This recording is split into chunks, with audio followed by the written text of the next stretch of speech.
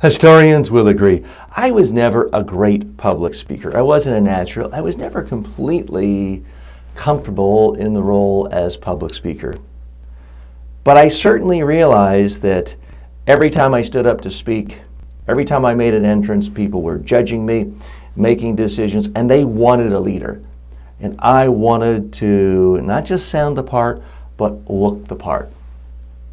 So every time I entered a town, I would get out of my stagecoach. I would get on top of a horse.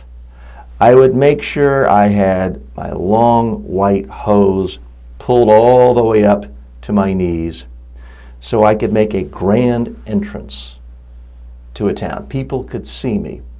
And before I spoke, they'd already decided, there's a leader. There is somebody I need to listen to. My name is George Washington. That's right, folks. Many believe that the founding fathers of the United States were somehow apolitical, almost just worried about doing the right thing, principles. Yeah, but they also worried about their public relations.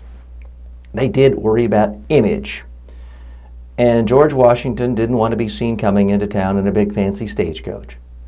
So a couple miles outside of town, he would get out of the stagecoach, get on a horse, and make a much more triumphant entrance to a town. So anytime you're speaking, anytime you're presenting yourself to the public, you do have to think about, how do you look?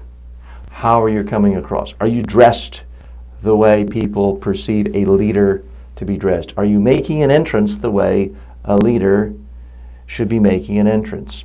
The founding fathers thought about this. You should too.